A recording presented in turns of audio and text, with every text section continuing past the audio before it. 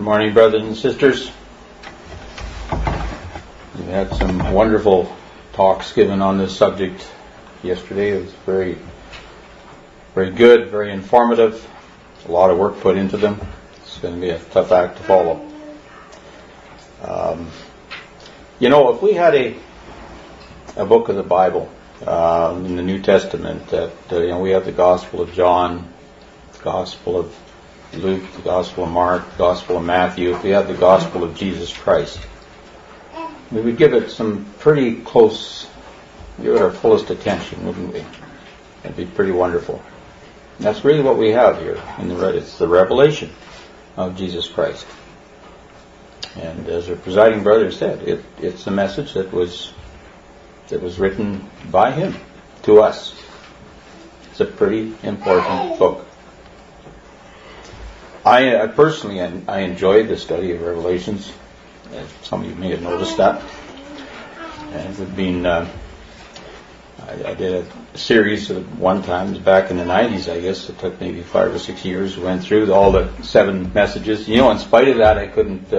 When somebody asked me to name them off, I would have to really think.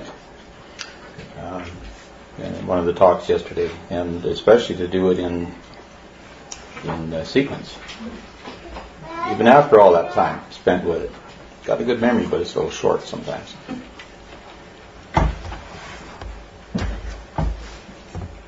But, and then we're currently studying it, and so this is just almost like just doing another Revelation class. I think we've been going at that since 2006. And sometimes it doesn't seem like we make a lot of headway, but there's just so many interesting things there. Anyway, we'll proceed with this message to Laodicea, the message of Christ. And I've kind of laid out may not necessarily follow it in exactly the order I've got it laid out here, but that's kind of the subject matter that we want to cover today. And the first is the purpose of the outline of the presentation. And in doing this, I had a letter sent to me about this, and I thought, it really laid it out quite well. And I thought I would just share this with you. Brother Sid, when he was sending out his letters to us as to what we should, kind of giving us outline of the talk. So I'll share this with you. He says, Brother Ed's task is to cover the letter to Laodicea, the 7th ecclesia. This is the letter that corresponds to our period of time in the unfolding history of the ecclesia. The idea here is to combine this message with information regarding the events to occur subsequent to the return of Christ and our call away to judgment. It is a mistake for us to think that we cannot be called, for example, until the northern host makes its move on the Holy Land.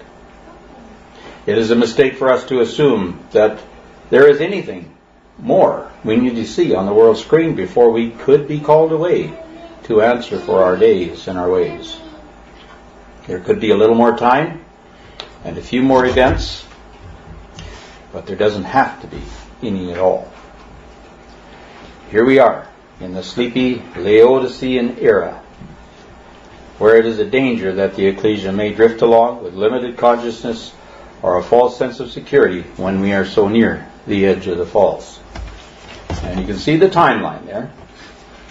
And it starts, of course, about the birth of Christ and goes to beyond our time.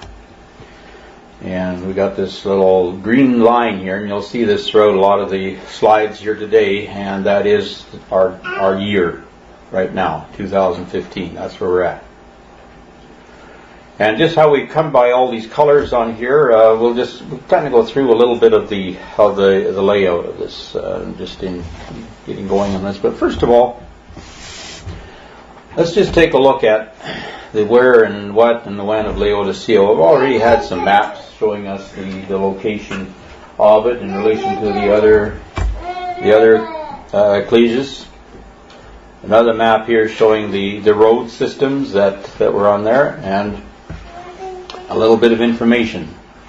Laodicea was founded about 250 years before Christ by Antiochus the Great of Syria, and was named after his wife Laodicea. Its importance was due entirely to its position. The road from Ephesus to the east, and you see this little red line here? That was the road at the time from Ephesus, and it ran right down here to Apello or Aleppo, I should say, getting my consonants mixed up there. Aleppo in Syria, down and about here. So that road ran right through Laodicea. It began at the coast of Ephesus. They had to find a way to climb up to the central plateau, 8,500 feet up.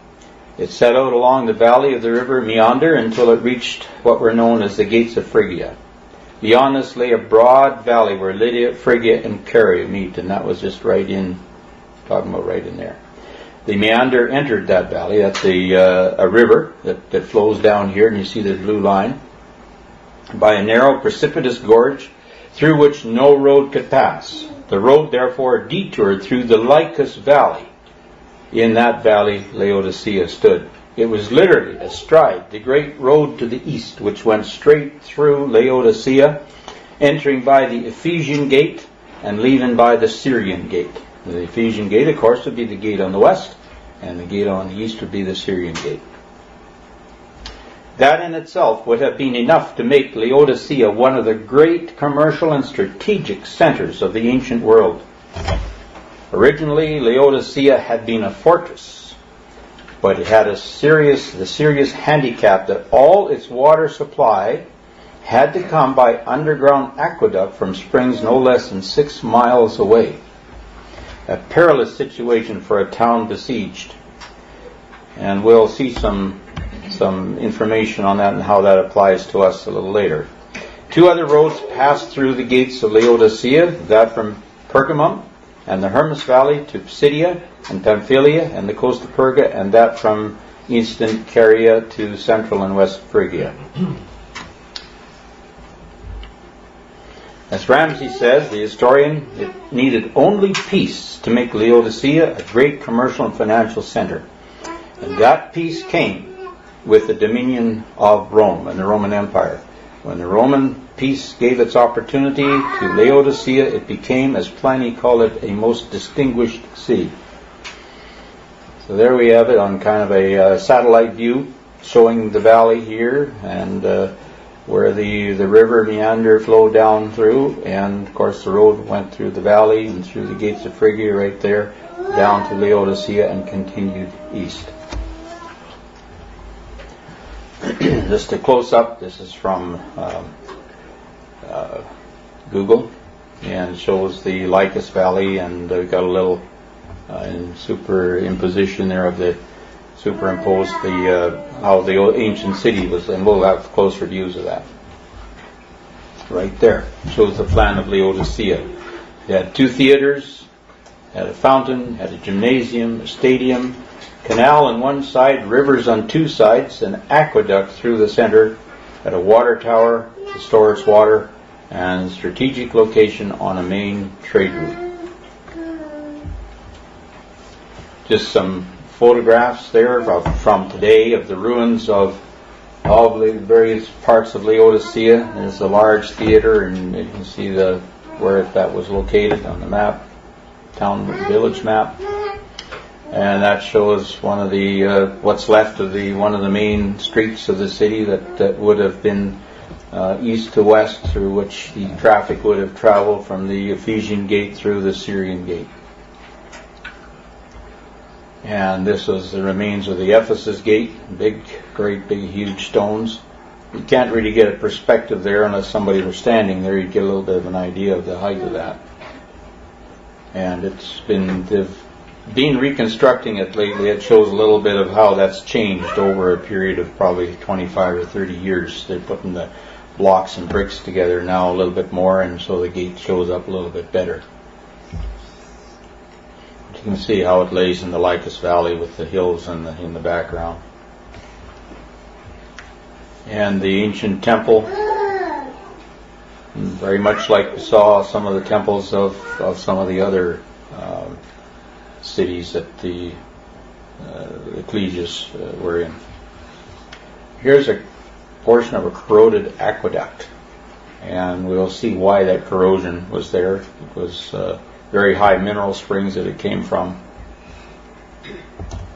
It's ruins of the stadium, ruins of a smaller theater, and that's our little tour of what's left of Laodicea. Okay, so how did we go? We'll go back to that timeline, and how did we get all those colors on there and stuff? Well, let's just take a look. Well, remember this view of these seals, the telescope, and how this all worked that Brother Dave had when he had his excellent presentation up here that introduced all of this to us. And this is really kind of that same timeline that I've got. It just depicts a little bit. You can just take this one right through. So you have seal 1, seal 2, 3, 4, 5, and 6, and then seal 7 takes us right through then to the end. So that's what we kind of have here. In Eureka, Brother Thomas suggests that the messages not only describe the ecclesia as they existed in the days of the apostle, but they also can be aligned with 7 epochs of time, leading to the full development of the apostasy in the days of Constantine. I'll just finish that. In the days of Constantine, when the church cooperated with the state and the Laodicean period commenced, continuing to the present.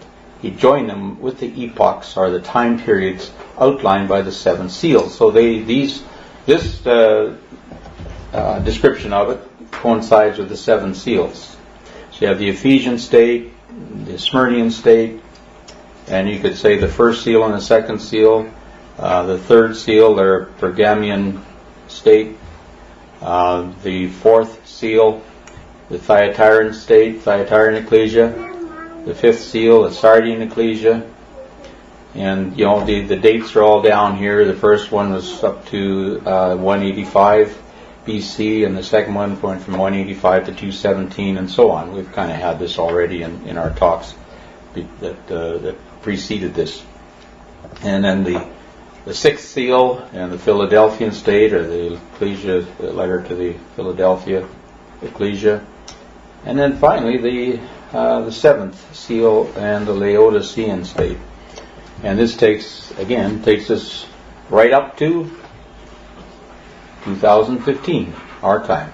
This is the period that we're in, according to that. It's a long period, and it really coincides with the establishment of the Holy Roman Catholic state church system. Initially starting out in humbler aspect of the conquest in 324 by Constantine over paganism, and then developed through the 5th, 6th, and 7th centuries here to become the state church system, and that has continued right up to our day. And that is a Laodicean state as far as the initial development of Christianity took place. But there's another way of looking at this, and this all comes, you can look this up in the expositor as has been laid out. The previous, what I just did, he doesn't have the timeline there, but he has the dates and everything. But he says that in the expositor, in addition to that division, there seems to be a long-range prophecy as well, illustrating the condition of ecclesias to the truth, reaching to the epoch of the second coming. Thus, so you have the Ephesian epoch. It goes to about AD 210 from 96, when the first love was lost at the close of the apostolic era.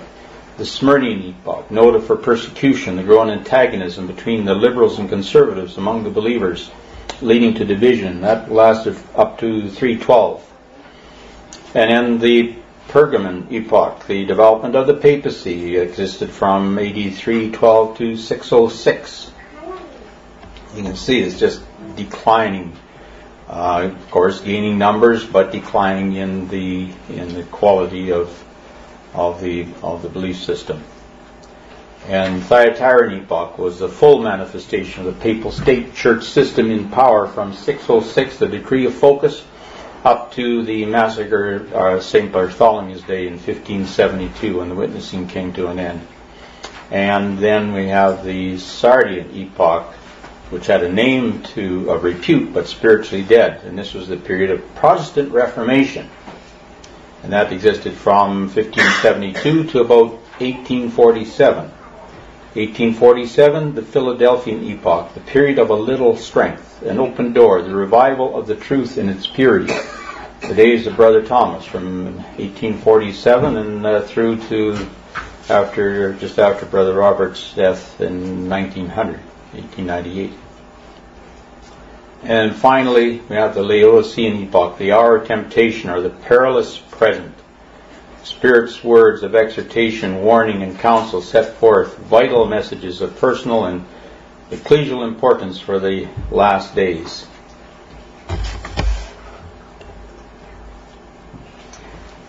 And then we have the message of Jesus Christ. And just imagine that it came by, so many messages these days don't come by letter anymore.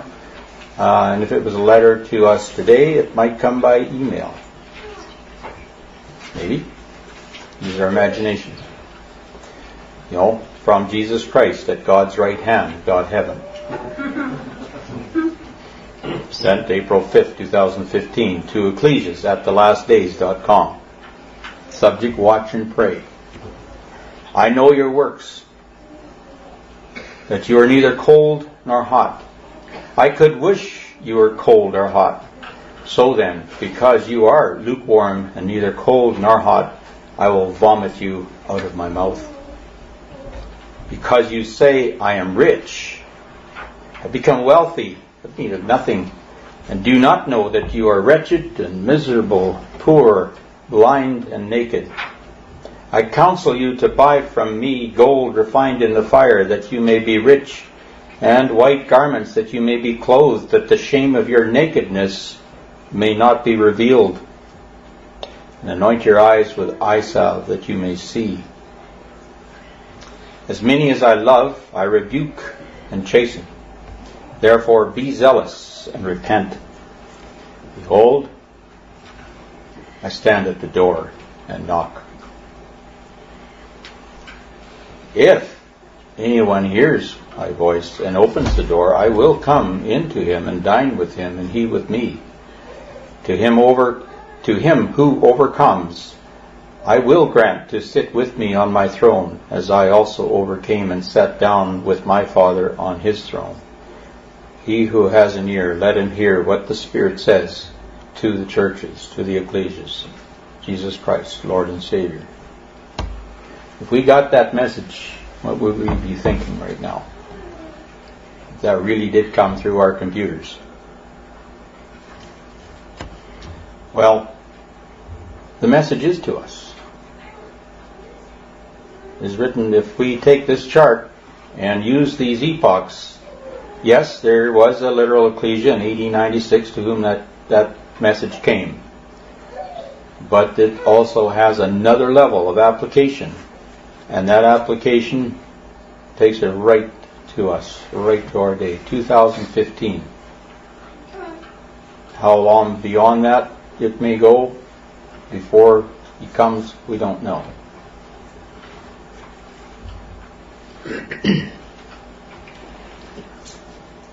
So I want to go at this point. I've got it kind of worked out okay for me because I've got a lot of notes in my Bible here, and we'll just go to that and just take a look at that message. Whoop, that won't work, will it? That might be better.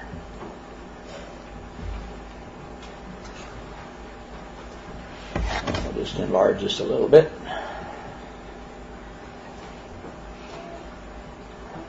And this also. There we go. We already read about the location of it and what that was all about. So we'll go down here to, I know your works, that you're neither cold nor hot.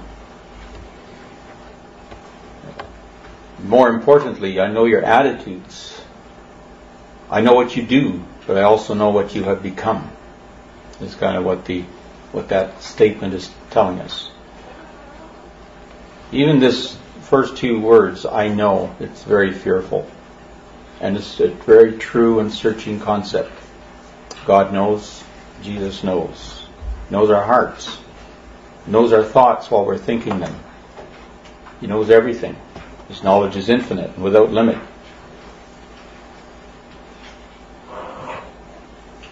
God is not unjust to forget your work and labor of love which you have shown. It says in Hebrews 6 and 10, which you have shown towards His name, in that you have ministered to the saints and do minister. What is really meant by works? This statement, I know thy works, is all about a very candid and uncompromising searching of the soul, the very essence of our being, that which makes us tick. Our very motives themselves and the center of our being, and why we do what we do, why we say what we say, why we think what we think. It strips away the layers, layer by layer. Gets to the crux of the matter. It strips away the facade. It gets to the core. The agency that is so powerfully able to do this is the same as that which is described in Hebrews chapter 4 verse 12. The Word of God. The Word of God is living and powerful and sharper than any two-edged sword, piercing even to the division of soul and spirit and of joints and marrow, and is a discerner of the thoughts and intents of the heart. There is no creature hidden from His sight, but all things are naked and open to the eyes of Him to whom we must give account.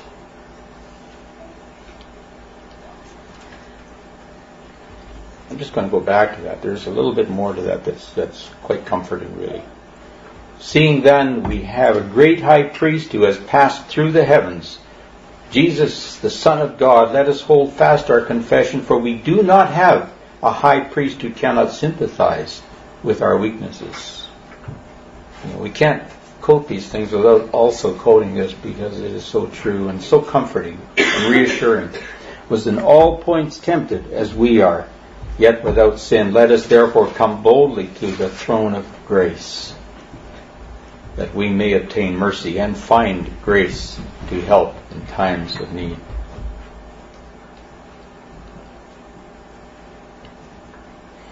So as you said, the message was not so much about what they had done, it was much more about what they had become, and it had to do with their attitude.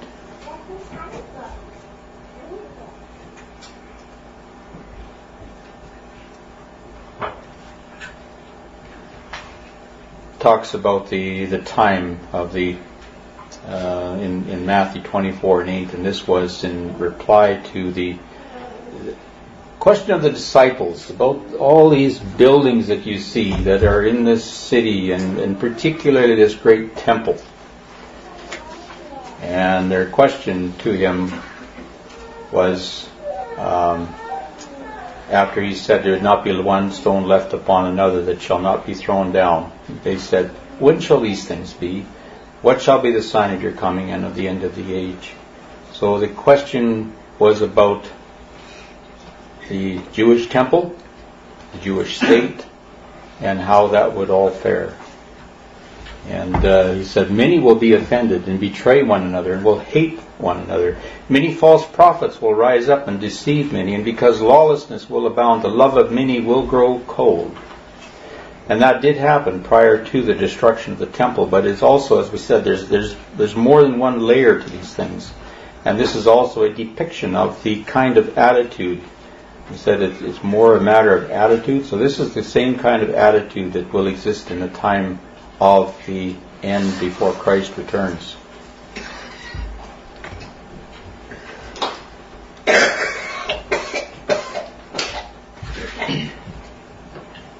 So then, because you are lukewarm. Now this metaphor has been drawn from the water supply of the city, which was lukewarm in contrast to the hot springs that existed at nearby Hierapolis, and the pure water that was at Colossae. The archaeology shows Laodicea had an aqueduct that probably carried water from hot mineral springs some 5 miles south which would have become tepid before entering the city. Strabo states that the water was hard, though drinkable. So the imagery here of the Laodicean aqueduct suggests not that hot is good or cold is bad, but that both hot and cold water are useful, but lukewarm water is not. It was also frequently laced with mineral salts from the hot springs, which together with the lukewarmness made it unpalatable, and it also corroded their aqueduct. And just like the condition of believers, it eroded and corroded with time, and was a figure of speech as to what would happen to the truth in the latter days. It would get corroded and laced with these undesirable things, and it became lukewarm, made it unpalatable, and drinkers would frequently spit it out in disgust. So like this water of Laodicea, the attitude of these believers was insipid, and it was sickening. We've all heard the term ad nauseum to describe a boring speaker. He or she went on ad nauseum. It's usually boring because the speaker has no emotion about his or her subject, and there's no passion to it, no excitement. And that's how we, brothers and sisters, can become about God and about the things of God. We're not passionate about it anymore. It's a sin of indifference. Think back. For example, 150 years ago, in the time of Brother Thomas and Roberts, in that yellow period there, that the revival of the truth period of the Philadelphian epoch, the attendance and turnouts at their lectures and discussion on the subject of the true gospel, astounding. They were disappointed at attendance numbers under 500 at one of their lectures. They'd be disappointed if they got less than that. Now we rejoice if we can get one new attendee at our presentations, at our lectures. The difference is that of indifference. We live in an age of indifference, an age of self-centeredness, arrogance, ingratitude. And it's just a matter of time before that which is all around us infiltrates into our ranks too. As with the interest in the lectures, likewise with all the works of the truth. Think of the books written in that first few years, magazines that were edited. Where do we see the equivalent gusto today in that sort of thing? Where is it? Are we passionate? How does the truth impact upon us?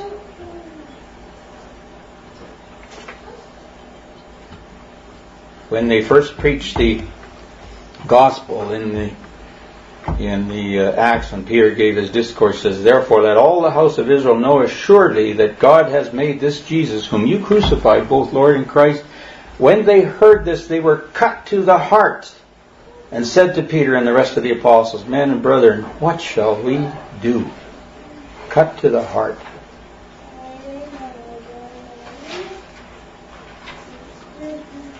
And another one in 1 Corinthians 14, verses 24-25.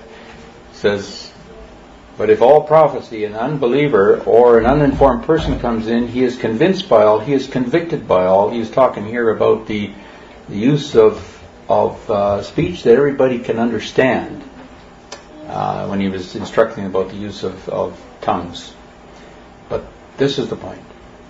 Thus the secrets of his heart, of the person that's listening, are revealed, and so falling down on his face, he will worship God and report that God is truly among you. If we were to fall down on our face, we would think something's wrong with us. But that's what they would do. They'd literally fall down on their face before God. Passionate. Cut to the heart. Where is that today?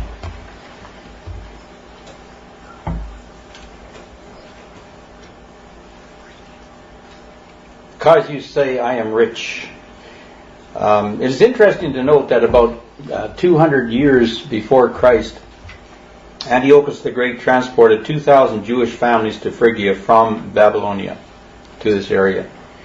Many of Laodicea's inhabitants were Jews, and Cicero records that Flaccus confiscated the considerable sum of 9 kilograms or 20 pounds of gold, which was being sent annually to the temple in Jerusalem at that time.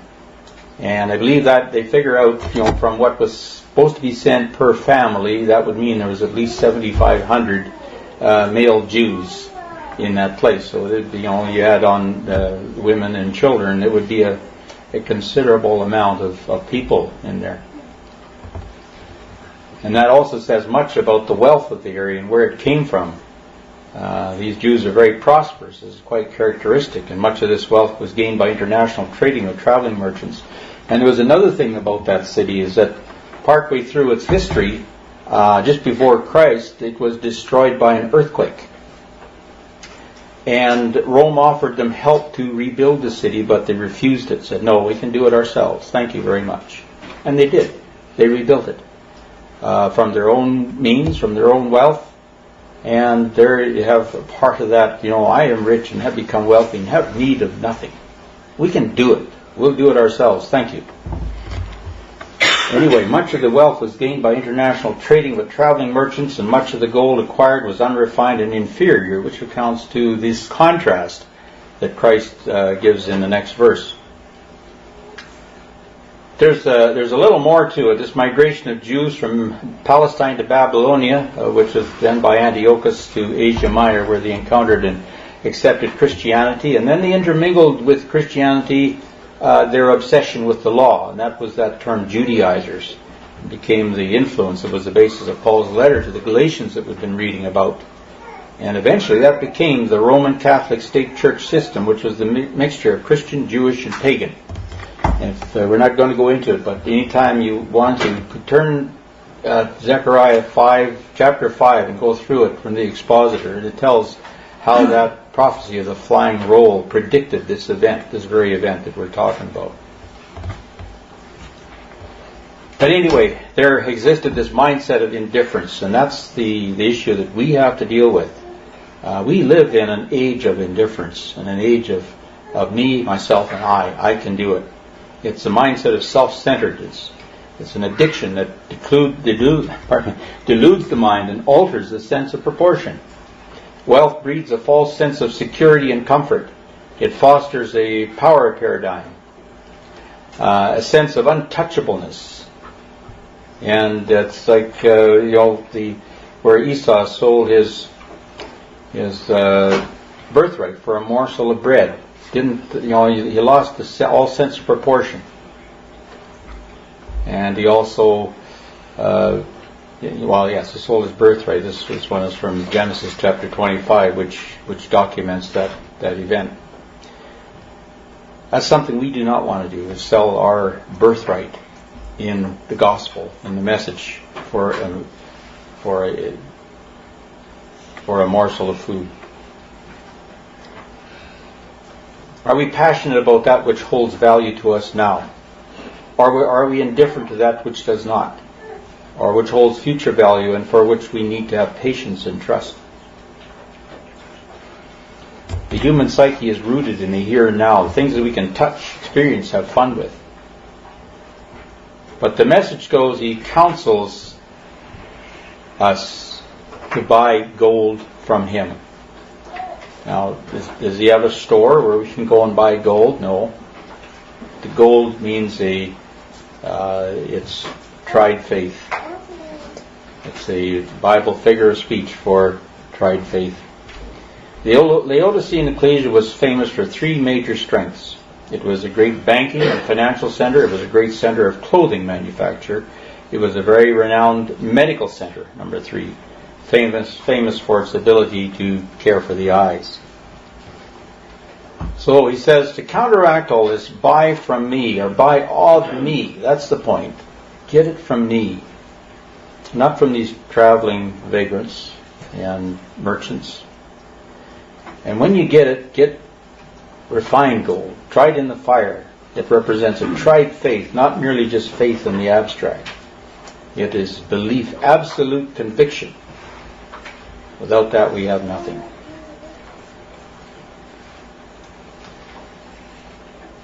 Laodicea was famous for a black woolen cloth, that of the clergy today.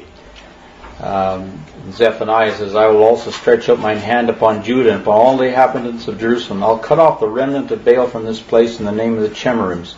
So So in contrast, the brethren of the ecclesia were urged to sacrifice in order to be clothed with righteousness. Laodicea prided itself also on its famous eye salve, but the facts of the case show that it was blind to its own poverty and nakedness. Trench says, the commentator, he says, the beginning of all true amendment is to see ourselves as we are. All eye salves in the ancient world caused the eyes to smart, to sore at its first application. Laodicea had no wish to see itself as it was. Do we?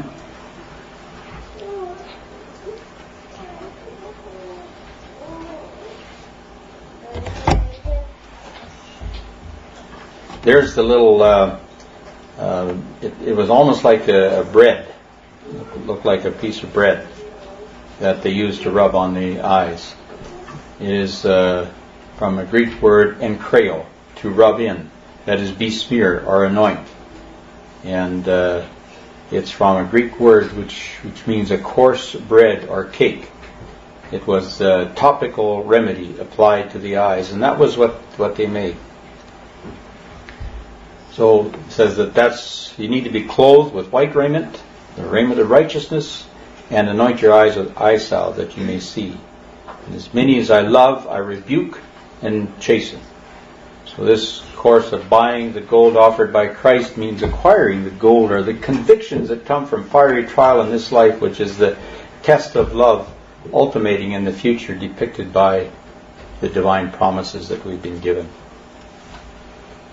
It's interesting, this word chasten, to know where it comes from. It means to train up a child that is educate, by implication discipline, by punishment. So it's got several ways that you can look at it. And just some statements that come from that same word. Moses was learned.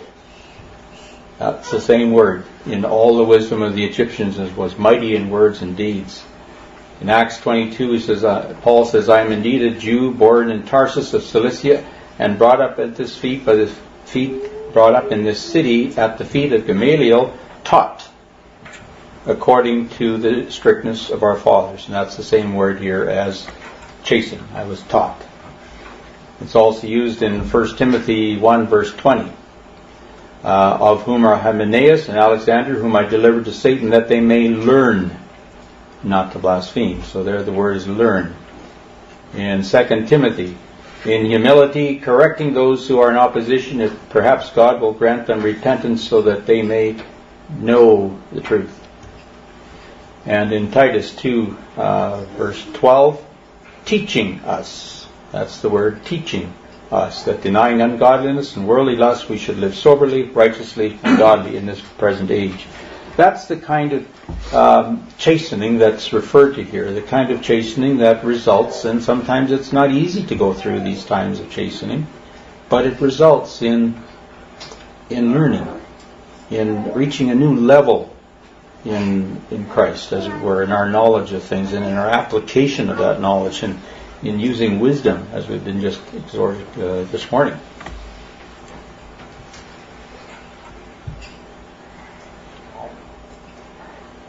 So those are just some of the notes that I had on the message there. And again, just looking at the timeline of the message. There we are. And I've just superimposed here the sixth vial, the frog spirits, the democracy. That's also right in here. That's what's occurring. That's what's superimposed over our time. And this is the spirits that, as we were told yesterday, that resulted in the European Union. And they're the unclean spirits like frogs that come out of these three areas. And what it is, we are today still under the influence of these things. We have some headlines, or some activities, I should say, of these things. We had the French Revolution, the American Civil War, Napoleonic Wars, Crimean War, Russian Civil War, World War I, World War II, the Korean War, the Vietnamese War, the Balkans, Croatia, Serbia, Afghanistan, Iraq, Ukraine, the Middle East wars, past and present. These are all, brothers and sisters, occurring under this time of the sixth vial of the frog spirits, democracy. The quest for liberty, equality, fraternity has been at the very bottom, root, and basis of all these conflicts, and continue to be. So almost every significant world conflict has been as a result of one of those influences, of those three things. And particularly today, we have the weak saying, "I am strong." Don't we see that so much in the world out there today? Al-Qaeda, ISIS, Al-Shabaab, Boko Haram, the weak saying, "I am strong." There's no way in a different era of this world that such organizations could have existed. Not down until our time, under this influence of democracy. And it's going to be the result of future wars, Armageddon, because that is what the sixth vial does. It brings us down to that period of Armageddon. So what do we do to keep ourselves alert and active in this time? Well, it's incidental that we also go through the 7 habits of effective brethren and sisters in Christ. And I think it's more than coincidental that the 7th habit coincides with this 7th message. The 7th habit is all about personal renewal. And the message from Scripture is about that. If your axe is dull and you don't sharpen it, you have to work harder to use it. It's smarter to plan ahead. Sharpen our abilities. Keep them sharp. It's much easier for us to be effective in what we do. Pardon me. Next one. Paul says to Timothy, "Till I come, give attendance to reading, to exhortation, to doctrine. Happy are those who reject the advice of evil people," the psalmist says, "who do not follow the example of sinners or join those who have no use for God. Instead, they find joy in obeying the law of the Lord, and they study it day and night. They're like trees that grow beside a stream, that bear fruit at the right time." And also the psalmist, "Be still and know that I am God." Isaiah says, "Keep silence before me, O islands, and let the people renew their strength. Let them come near. They that wait upon the Lord shall renew their strength. They shall mount up with wings as eagles. They shall walk and not faint. They shall not be weary. Let us turn unto thee, O Lord, and we shall be turned. Renew our days as of old." That's what we have to seek to do. We have to seek that renewal. As iron sharpens iron, so one person sharpens another. That's why we have the ecclesias. That's why we get together. That's why we do these things. Let us hold on firmly to the hope we profess, because we can trust God to keep His promise. Let us be concerned for one another, to help one another to show love and to do good. Let us not give up the habit of meeting together, as some are doing. Instead, let us encourage one another all the more, since you see the day of the Lord is coming nearer. Create in me a clean heart, O God, and renew a right spirit within me. And finally, the warning, "Take heed, brethren, lest there be in any of you an evil heart of unbelief and departing from the living God." That's what he's talking about in this message of disinterest, indifference, apathy. We have to avoid that. "Exhort one another daily, while it is called today, lest any of you be hardened through the deceitfulness of sin." And sin is so deceitful. Where are we in all of this?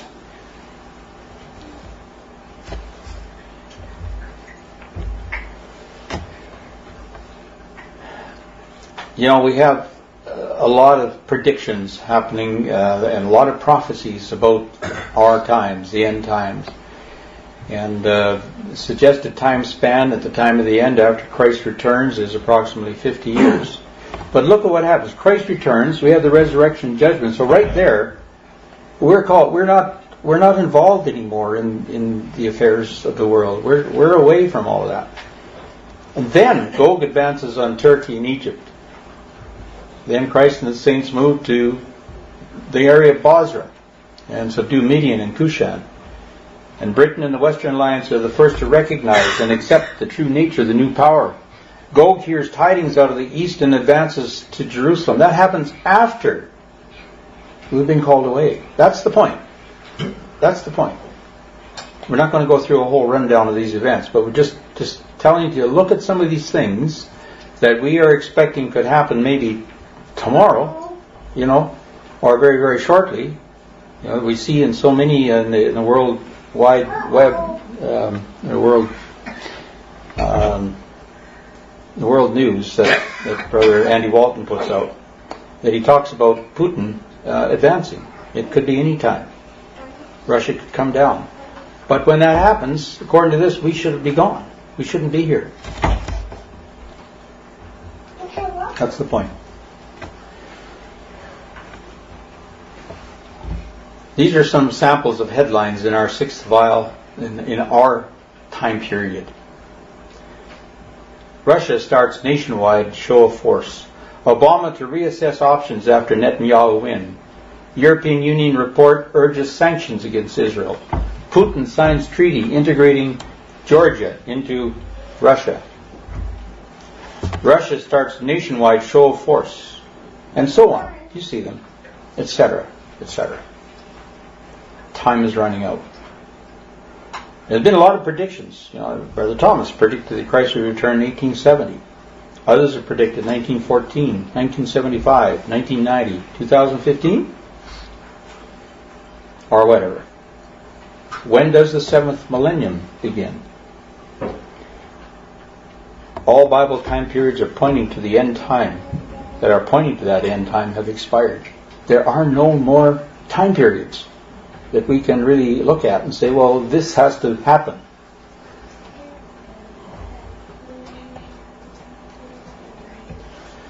Is there anything else we need to know? Well, here's one chart that I've often thought about. According to the Jewish chronology, and it's something maybe we haven't looked at too much, but according to their reckoning of time and of the age of the world, their time period says that right now in 2015 the world is 5,775 years old. That's a difference of about 240 years from the Gregorian system of chronology and reckoning the age of the world since creation. According to the Jewish reckoning, and they reckon it a lot according to their jubilees. We're right now, I think, in about the 67th Jubilee period. The 70th Jubilee period would be 5948 in the age of the world. We always say that, like the 6 days of creation, there's going to be the 6,000 years and then the 7,000 years. So, could there be a little bit of latitude in the between the 240 years? We don't know. So, and then there's also other things that we can look at. The Lord has come and calls for you.